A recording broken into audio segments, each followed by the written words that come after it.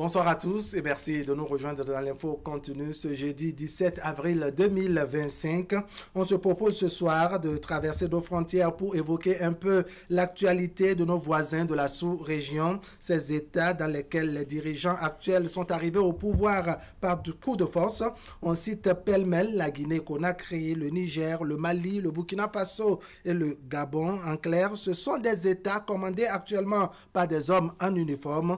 Pour la plupart, ils sont à l'épreuve de la démocratie car certains ont troqué leur tenue militaire à des abacos multicolores et à des vestes haut de gamme. À cela s'ajoute l'organisation des élections dans un climat relativement apaisé. Ailleurs, on parle de révolution avec des mesures parfois drastiques contre les populations civiles et des journalistes qui se disent muselés. Dans un cas comme dans l'autre, chacun fait son petit bonhomme de chemin, chemin qui mène vers la démocratie, chemin qui arrive à la démocratie et chemin qui passe également à côté de la démocratie. C'est selon. Alors, entre confrères ce soir, on s'arrache commentaires et analyses sur cette nouvelle donne observée dans la sous-région. Comment se fait la cohabitation entre les hommes de caserne et les populations civiles? Comment se gère la transition et la restauration de la démocratie, puis l'état de droit? Pour répondre à ces interrogations, nous sommes entre confrères ce soir. À ma gauche, c'est Gino Lokosu. Bonsoir. Bonsoir Rahab, bonsoir Stanislas, bonsoir à tous. Allez, vous êtes de quotidien le matinal. Merci pour votre disponibilité. En face de vous, Stanislas à moi. Stan, bonsoir. Bonsoir Wahab, bonsoir Sergino. C'est toujours un plaisir d'être là. Plaisir partagé. Allez, vous observez la sous-région, hein, on a de ces États où officiellement, s'il faut dire officiellement ou brutalement, le pouvoir a été pris comme ça par des hommes en uniforme. De ce temps à aujourd'hui, comment vous voyez, je dirais, la gestion du pouvoir dans les États de la sous-région où les chefs sont des hommes en uniforme? Bon, il serait quand même trop tôt de faire une analyse approfondie de ce qu'on observe depuis un moment parce que ce n'est pas si lointain que ça, même si ça commence par prendre véritablement du temps au niveau de certains pays. Moi, j'ai quand même personnellement observé qu'il y a certains dirigeants en uniforme qui, une fois devenus président fut-il de la transition, ont quand même dit des choses qu'ils n'ont pas forcément respectées, notamment par rapport au délai. Vous avez, dans votre introduction, cité quand même la plupart des pays qui sont concernés, à l'exception du cas gabonais, qui quand même a pu organiser des élections le 12 avril passé, peut-être qu'on y reviendra, avec des résultats, tout ce qu'on connaît. Il y a d'autres qui ont pris le pouvoir bien avant lui, mais qui n'ont pas forcément respecté le délai qu'ils ont dit au peuple. Parce qu'en prenant le pouvoir, il y a certaines choses qui ont été dites au peuple. Nous allons restaurer la démocratie. Ce sont les portions de phrases qui revenaient beaucoup plus souvent.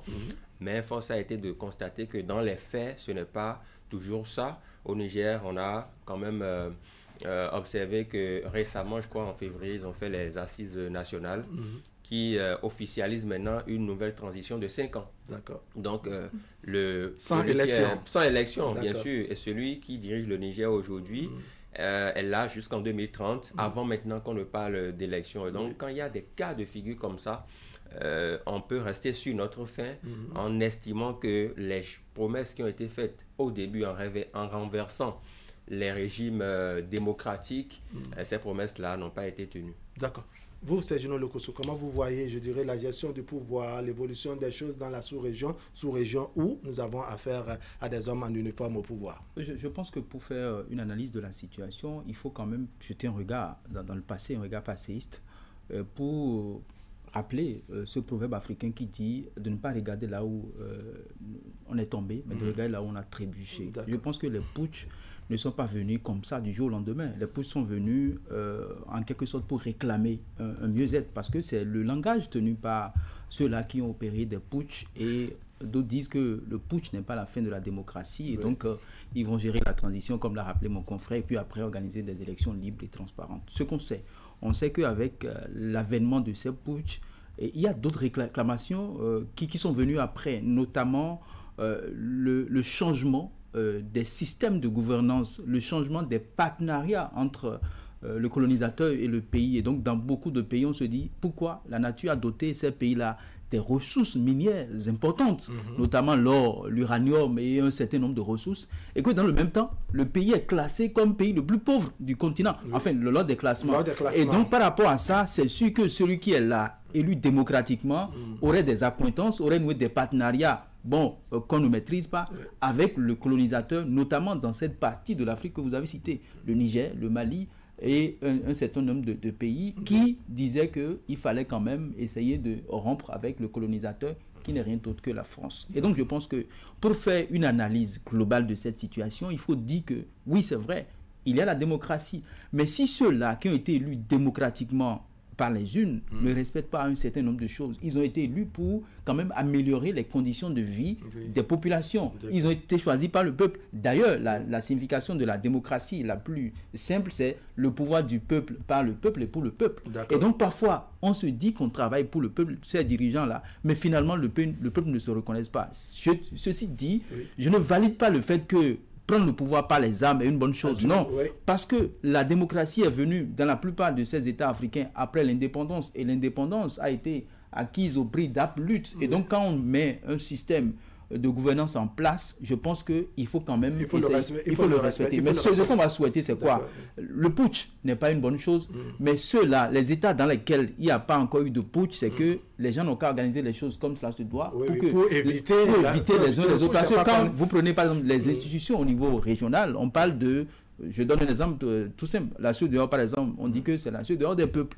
Est-ce que véritablement, avec l'avènement de ces putschs-là, est-ce que la CEDEAO continue d'être vraiment peut-être qu'on va revenir à une CEDEAO des peuples les hommes en uniforme, la plupart du temps, ce sont des hommes, je dirais, de parole, comme on dit. Quand vous essayez de jeter un coup d'œil dans les 5 États que nous avons retenus, le Mali qui est venu en premier, quand je regarde mes notes, je vois que le Mali, c'était le 24 mai 2021, ça fait pratiquement 4 ans en arrière. Quand vous regardez donc le Mali, le Burkina Faso, le Gabon, le Niger, d'à côté, la Guinée-Conakry et autres, est-ce que la parole a été tenue? Ce qu'on a promis au peuple à l'arrivée, est-ce que c'est respecté à l'heure où nous parlons?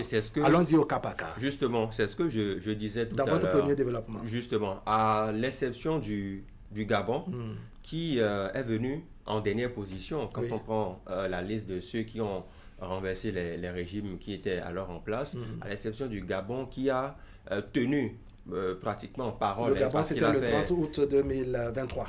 Voilà. Donc, il a fait 18 mois de transition, si ma mémoire m'est fidèle. Et il a organisé les élections. Et il avait dit justement à sa prise de pouvoir que il va restituer le pouvoir aux civils. D'accord. Et moi, personnellement, j'ai suivi l'un de ses entretiens à France 24, entretien au cours duquel il a rappelé que quand il dit qu'il va donner le pouvoir aux civils, mais il a respecté sa parole. Parce qu'entre-temps, il n'est plus général ou commandant. Il s'est lui-même converti en civil en démissionnant. Voilà, justement. Donc, il a renoncé à tout ce qui est privilège et grade au niveau de l'armée gabonaise et il s'est reconverti en civil. Donc, là, on ne peut pas lui en vouloir parce qu'il n'a pas dit je prends le pouvoir et je le donne aux autres. Il ne l'a pas dit. Il dit je le donne aux civils.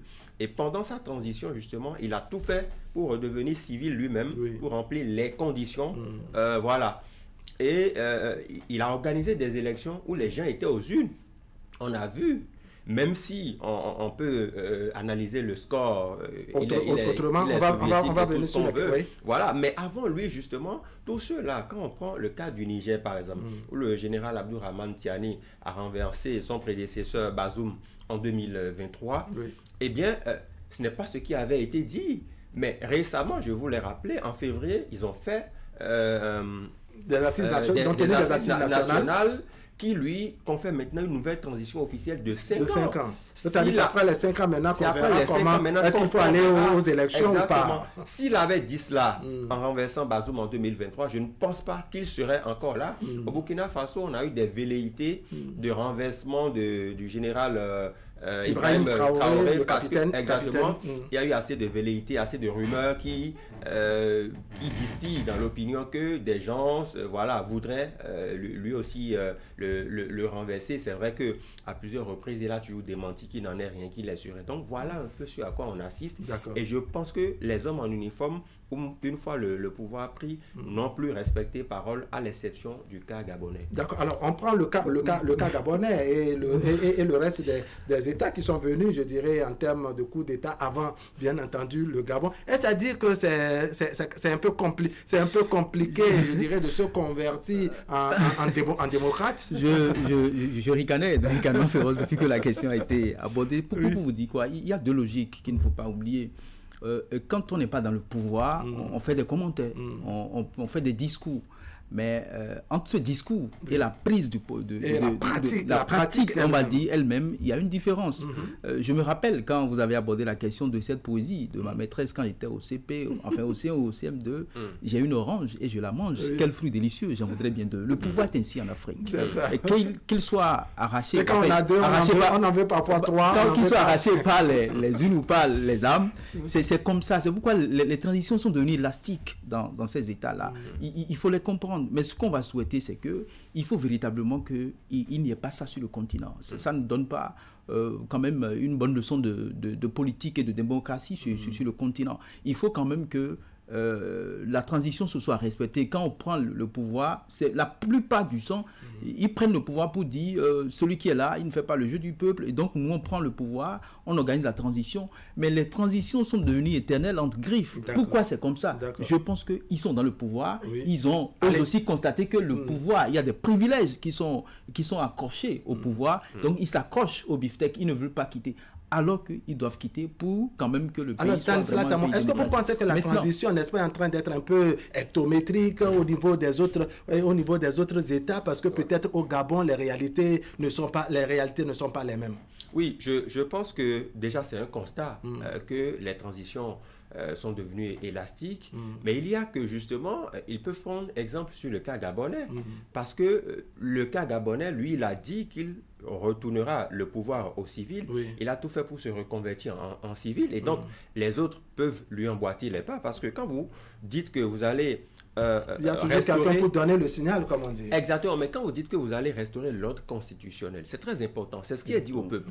Et le peuple s'attend à ce que l'ordre constitutionnel soit restauré, pas à une prolongation de l'ordre non constitutionnel entre griffes, parce que vous êtes venu au pouvoir par les âmes. Donc, et quand on va restaurer l'ordre constitutionnel ou restituer l'ordre constitutionnel, mais on se demande quand ou à quand cette restitution. Exactement, et quand ça devient trop long, ce n'est pas bien, parce qu'on a vu quand même pour la plupart de ces pays, quand on voit le Niger, le Mali et le Burkina par exemple, ce sont d'autres réalités, parce que voilà, c'est des pays de l'AES désormais, ils ont une politique de rupture brutale avec le colonisateur, il y a un discours qui est fort, un discours à la Thomas Sankara, à la Patrice Lumumba, tout ce que vous voulez, il y a un cercle très fermé, il y a un passeport pour les pays de l'AES, il y a beaucoup de choses dont ils veulent rendre. Il y a aussi la lutte contre le terrorisme.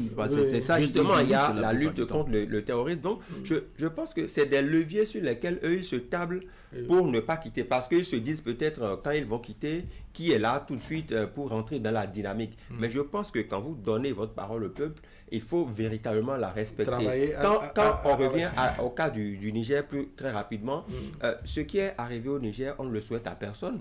Et cela ne doit même pas arriver, parce que celui qui a été renversé au Niger avait été élu 2 ans plus tôt, de façon démocratique. Et donc cela ne se conçoit pas. Le pouvoir doit être transmis par les unes. Le peuple souverain doit pouvoir élire ses gouverneurs et ses dirigeants. Et ce qui est arrivé au Niger n'est pas du tout une bonne chose. D'accord. Alors, le cas gabonais, qui à l'heure actuelle est en train de faire, je dirais, l'épreuve de la démocratie, comment vous appréciez la façon dont, je dirais, en un temps record, Brice Oligui Nguema est parvenu, n'est-ce pas, à faire les choses tac, tac, tac, jusqu'à venir aux élections. Mais, de l'autre côté, pour ne pas dire chez les autres voisins, on n'a pas eu, je dirais, la même sérénité.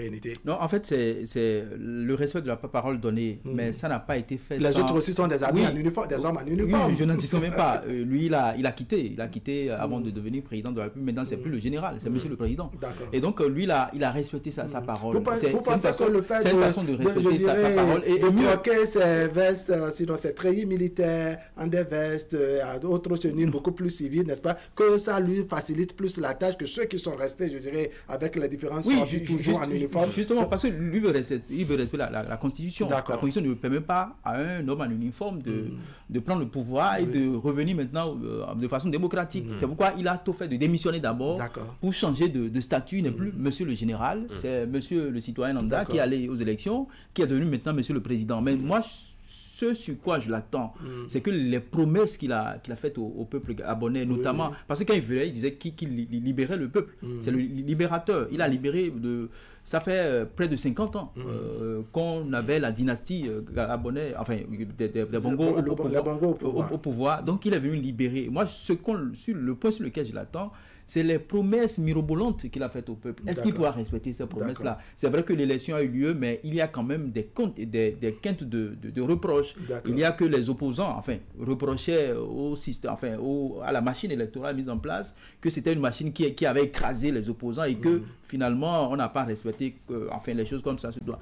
C'est inhérent à toutes les élections en Afrique. Il y a toujours des oppositions quand on organise les élections. Mais ce sur quoi on l'attend, c'est qu'il y a quand même des maux dont on souffre le peuple gabonais. Il y a la corruption qui est endémique, il y a le chômage qui est grand comme ça. Comment faire pour trouver du travail à cette population? Vous voyez en tout cas assez de défis devant... Il a beaucoup de défis devant lui. Et comment faire également pour restaurer on va dire la démocratie, enraciner la démocratie dans le pays, enraciner la démocratie au soir de son mandat constitutionnel, qu'il ne rallonge pas lui aussi. Qu'il ne transforme pas les choses de façon élastique. Alors, Stanislas, à moi, je dirais, dans cette épreuve de la démocratie, Brice Oligui Nguema s'est converti, je dirais, en homme civil, c'est très récent. Mais pour quelqu'un qui est habitué à recevoir, je dirais, des saluts militaires, à qui on fait des gardes à vous, dans sa position de général et autres, est-ce que vous pensez que ça lui sera vraiment très facile de gérer les choses de façon aussi démocratique, d'avoir la main aussi souple, lui qui, je dirais, en tant que militaire, en tant qu'homme en uniforme, avait l'habitude d'aller de façon stricte, de façon métallique dans les prises de décision et dans la pratique de certaines choses. C'est vrai qu'à l'exercice du pouvoir, il lui sera difficile de s'accommoder parce que quelque chose que vous avez fait pendant presque toute votre vie professionnelle, il n'est pas facile de s'en détacher. Les habitudes ont la peau dure, ça nous le savons. On sait aussi que qu'on le veuille ou pas, qu'il soit devenu civil ou pas, on ne peut pas sortir Brice Clotaire Oligui Nguema de la dynastie Bongo. D'accord. Exactement. On ne peut pas le sortir de la dynastie Bongo parce qu'il a fait avec Bongo Père, il a fait avec Bongo Fils. Et justement, il est là aujourd'hui. Donc, on ne peut pas le sortir du bilan de la dynastie Bongo. Il n'est pas si nouveau que ça. C'est vrai que moi, j'ai suivi certains de leurs voisins, les Camerounais, les Centrafricains, qui estiment quand même que Oligui Nguema fait quand même quelque chose de formidable au Gabon et que la conception des Gabonais a commencé par changer vis-à-vis des dirigeants au pouvoir. Donc, c'est peut-être à son actif. Mais je voudrais rappeler que, contrairement à ce que mon confrère Sergino disait tout à l'heure, c'est que le chômage, le manque d'emploi, la famine et tout, la corruption, tous ces problèmes, Oligui Nguema ne les a pas inventés. C'était là et ça va peut-être... C'est un peu comme un héritage. Il a hérité de tout ça. Il a hérité de ça. C'est à lui peut-être de travailler à corriger ça au fur et à mesure. Et il n'a pas une baguette magique. Qu'on le veuille ou pas, c'est un être humain qui a des défauts qui seront révélés à l'aune de l'exercice du pouvoir. Et donc, c'est petit à petit qu'il le fera. Parce que je crois qu'il a un septennat. Donc, pendant les 7 prochaines années, il pourra essayer... Alors, vous voyez, Brice Oligui Nguema, n'est-ce pas, vraiment se détacher, sortir de sa coquille d'homme en uniforme, en dépit, je dirais, de cette reconversion. J'insiste sur le mot. En dépit de cette reconversion, vous le voyez vraiment gérer les choses de façon très souple? Oui et non. Oui et non, dans la mesure où il a fait ça toute sa vie, comme l'a rappelé le confrère. Il a le sang dans ses veines. Maintenant, en tant que président de la République, il a quand même des obligations. Il y a un certain nombre de comportements à adopter. Il n'est plus militaire, il n'est plus un putschiste. Il est devenu président de la République. Donc, il doit avoir des conseillers qui doivent l'aider en ce qui concerne la prise des décisions, la prise de position également, des discours qu'il doit prononcer. Il doit quand même éviter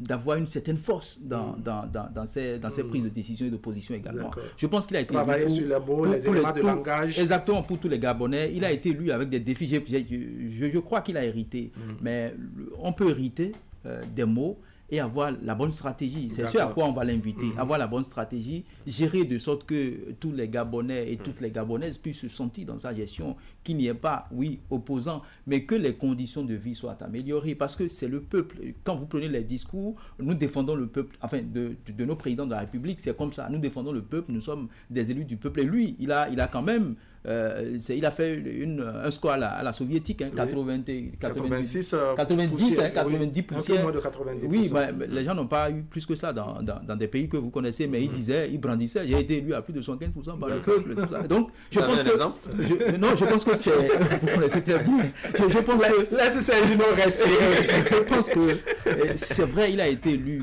avec un score écrasant, mais il faut quand même qu'il essaie de mettre en place les stratégies qu'il faut. D'accord. Que la jeunesse gabonaise puisse se retrouver, que les rêves de la jeunesse soient quand même des réalités. D'accord, allez, mettre en place ce qu'il faut pour... D'accord, on verra comment ces stratégies, n'est-ce pas, vont se décliner au fur et à mesure que, je dirais, les résultats seront définitifs et que, bon, il va prendre officiellement le pouvoir. Ma question à vous, Stanislas, à moi, c'est de voir que, oui, Brice Oligui Nguema s'est converti en civil, mais la prise du pouvoir, c'était avec des éléments militaires. Eux, ils sont restés avec les tenues militaires, certains dans les casernes, d'autres, je dirais, dans l'appareil d'État et autres. Comment vous pensez que Brice Oligui Nguema pourrait cohabiter avec ces personnes, ou bien vous pensez qu'il dira, bon, désormais je suis civil, je ne vous connais plus, et c'est terminé, basta? Non, certainement qu'il y a eu des discussions qu'ils ont eues entre eux, parce qu'ils ont leur code dans l'armée, leur code de discussion et tout. Donc, certainement qu'ils ont fait des assises, des réunions peut-être en privé, où définir les rôles qui seront dévolus à chacun. Mais moi, je pense quand même que en tant que civil, il s'est bien acclimaté déjà, parce que les hommes en uniforme, on ne les voit pas danser à la Michael Jackson pendant les campagnes. On ne les voit pas jouer avec les enfants dans les rues. Mais donner des chaussures également. Donner des chaussures, voilà. Oligui Nguema, il a fait tout ça pendant la campagne. Ça veut dire qu'il a troqué véritablement cette règle, comme vous l'avez dit déjà, contre tout ceci. Et donc, avec ces hommes de main, ils ont certainement défini des choses. Maintenant, là où le problème va se poser, c'est que s'ils n'arrivent pas à respecter les clauses qui ont été définies avec ces hommes de main, ils pourraient avoir tout, parce que... c'est-à-dire les mêmes causes produisant les mêmes effets. Si lui, à l'aune du pouvoir, même s'il a été élu démocratiquement avec tout le score qu'on connaît, s'il n'arrive pas à respecter sa parole, les autres, connaissant le mécanisme, peuvent faire emprunter ce mécanisme et le renverser. Donc c'est à lui de tenir parole déjà vis-à-vis de sa garde rapprochée désormais, de ces gardes-là avec qui ils ont eu forcément des deals, parce que le pouvoir, ne l'oubliez pas, c'est des deals, c'est des accords. Et on dit, quand on vient au pouvoir, on va gérer de telle façon, toi tu vas faire ci, toi tu vas faire ça. Donc s'il arrive à respecter ça, tant mieux. S'il n'arrive pas à respecter... Alors, Sergino Lokoso, vous voyez la composition du nouveau gouvernement, n'est-ce pas, remplie d'hommes en uniforme, ou bien les remerciements vont se faire toujours dans les casernes? Non, c'est à lui de décider, mais je pense qu'il y aura forcément des hommes en uniforme. Peut-être qu'ils n'auront plus à porter des uniformes quand ils seront ministres, mais pourquoi je le dis? Parce qu'il est issu d'un milieu, il ne faut pas l'oublier. C'est un homme... c'est un homme de l'armée. Il a tout fait avec ces éléments, mais je pense qu'il va faire le savant de dosage entre les hommes en uniforme et les civils, parce que lui-même, il est devenu civil. Donc, je pense qu'il va le faire. C'est vrai, il y aura des remerciements, et l'appareil étatique, il y a quand même des postes un peu partout. Et il peut en créer, il peut aller jusqu'à 30 ministres.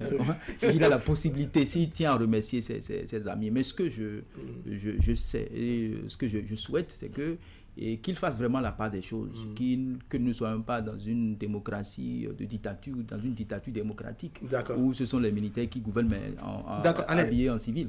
Mais ce qu'il faut faire, il faut faire la part belle aux civils et vraiment redorer le blason de la démocratie. Allez, on va évoluer au niveau des autres États où le pouvoir a été pris, je dirais, par les hommes en uniforme toujours. Le cas du Burkina Faso, par exemple, il y a de ces portions de phrases qui circulent, parce qu'on sait que le capitaine Ibrahim Traoré a de ces rhétoriques révolutionnaires, ces envolées lyriques par moment, n'est-ce pas? On l'a entendu quelque part où il dit que bon, ils ne sont pas dans la démocratie et que ceux qui ont encore ça dans la tête, ils se trompent, qu'eux, ils sont dans une révolution. Donc, est-ce que vous voyez l'épreuve de la démocratie d'un côté, la révolution de l'autre? Ça veut dire que bon, on n'est pas dans les mêmes assiettes, hein? Oui, on n'est pas dans les mêmes assiettes, mais l'autre chose aussi, c'est que Depuis quelques temps, même depuis quelques années, moi je suis dans certaines discussions et même dans des analyses. Certains responsables au plan africain de façon générale estimaient que la démocratie telle que cela se faisait ou telle que cela a été fait jusque-là n'est pas forcément appropriée aux pays africains. C'est ça. Donc oui, il faut faire la démocratie à l'africaine. À l'africaine, justement. Il y a même des universitaires qui se penchent de plus en plus sur la question.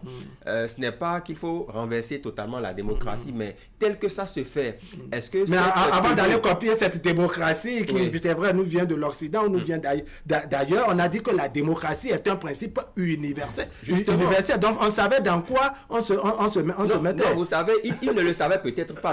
Ou bien il ne connaissait pas tous les rouages. Il ne connaissait pas tous les rouages. C'est à l'aune du pouvoir, de l'exercice du pouvoir, qu'ils se sont rendus compte que mais cette démocratie, cette tenue toute cousue qu'on nous a faite là, la tête a du mal à passer.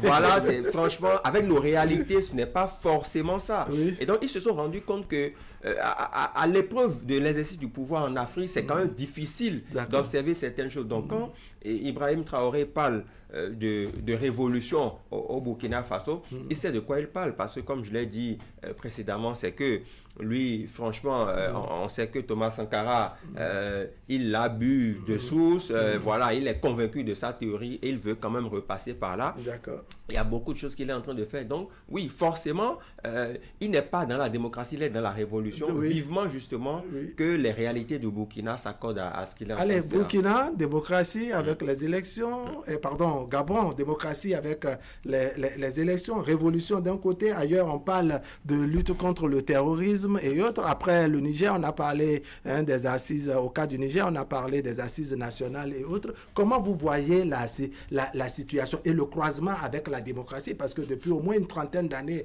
en arrière, beaucoup de peuples africains, n'est-ce pas, se sont habitués à ce qu'on appelle démocratie et état de droit. Ce changement, je dirais, de veste, est-ce que ça ne devient pas un peu complexe?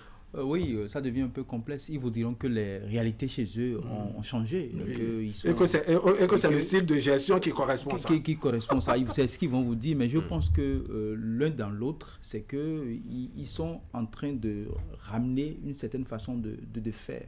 C'est-à-dire quoi? Ils veulent, peut-être qu'on peut critiquer les moyens utilisés, ils veulent faire quand même ramener une certaine forme de démocratie propre à l'africaine. C'est-à-dire... nous allons décider de nous-mêmes, du système de gouvernance, pas le système de gouvernance qu'on nous a imposé, que le colon nous a imposé.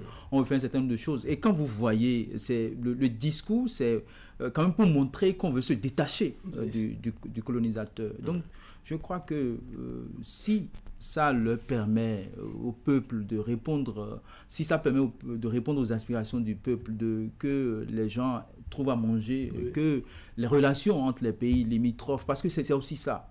On ne peut, aucun État, même les États-Unis, ne peut plus rester dans leur tour d'ivoire et se développer. Il faut aller au contact des autres. Si ces systèmes de gouvernance qu'ils mettent en place ne les empêchent pas de converser, de rentrer en relation avec d'autres États, moi je pense que c'est à eux de décider. Ils vous diront que ils vont vous parler de l'ingérence, que c'est leur système, qu'un État ne doit pas s'ingérer dedans. Si ça leur permet de converser, de communiquer, d'entrer en relation avec d'autres États, c'est bien bon, parce que le Burkina Faso, par exemple, ne peut pas tout faire seul. Il faut quand même maintenant, dans la pratique, la cohabitation avec les pays voisins et autres, un État est dans la révolution avec ses méthodes, un autre se dit être en démocratie avec ses méthodes, un autre se dit être dans la lutte ferme contre le terrorisme avec différentes méthodes. Est-ce que vous pensez que la cohabitation deviendra ou sera facile dans ce cas de figure? Ce serait votre réponse de conclusion? Non, elle ne le sera pas. On l'a déjà vu parce que le Mali, le Niger, le Burkina,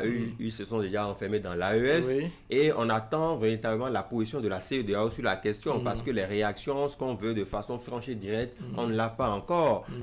Doit-on accepter le passeport de l'AES, les règles de l'AES, contrairement à ceux de la CEDEAO? Donc, il y a tous ces préalables là qu'il faut lever. Le voisinage, voilà. Les clauses de voisinage ne sont pas encore bien claires. Le Niger, avec sa situation, le Bénin qui est un État démocratique, avec voilà, donc c'est pas véritablement je pense que ça n'est pas nouveau. C'est pas que je justifie ce qu'ils font, mais je sais que dans tous les États africains, il n'y a pas le même système de gouvernance. On n'a pas le même type d'État. Au Nigeria, c'est un État fédéral. Mais pourtant, les relations du Nigeria avec le Bénin sont beaux-fils. Nous ne sommes pas nés. Mais ce n'est pas les Poutis. Non, ce n'est pas les Poutis. Évidemment, ce n'est pas les Poutis. C'est ça le problème.